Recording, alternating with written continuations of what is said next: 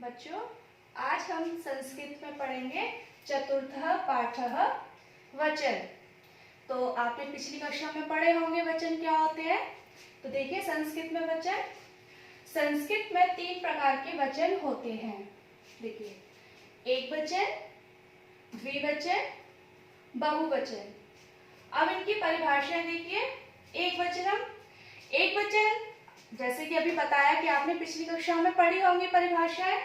अगर किसी एक चीज के बारे में बताया जाता है तो वो हमारा एक वचन होता है।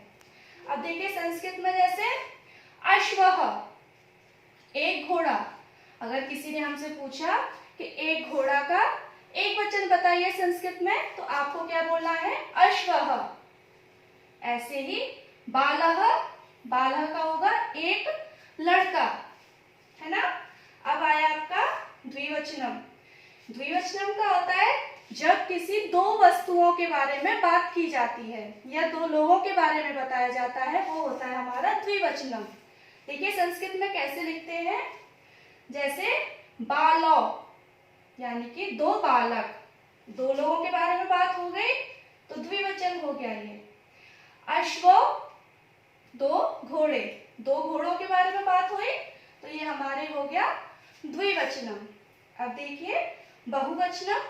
बहुवचनम का होता है कि अनेक लोगों के बारे में या अनेक वस्तुओं के बारे में बातें की जाती है, 2 से ज्यादा लोगों के बारे में बताया जाता है। अब जैसे देखिए संस्कृत में बालाह यानी कि अनेक बालक, अनेक यानी कि 2 से ज्यादा, 3, 4, 5 कितने भी हो सकते हैं, लेकिन वो 2 से ज्यादा हैं। अब देखिए अश्वाह, अनेक घोड़े, 2 से ज्यादा, कितने भी घोड़े हो सकते हैं।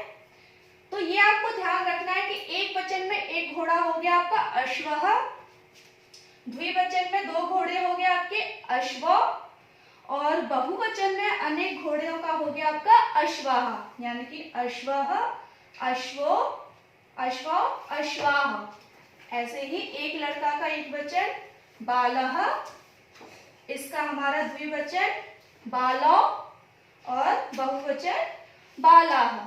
तो बच्चों ऐसे ही आपको चतुर्थः पाठः वचन लिखकर आपको अपनी संस्कृत की कार्य पुस्तिका में संस्कृत के जो 3 वचन हैं इनको अपने सुंदर राइटिंग में लिखना है और इनको अच्छे से याद करना है।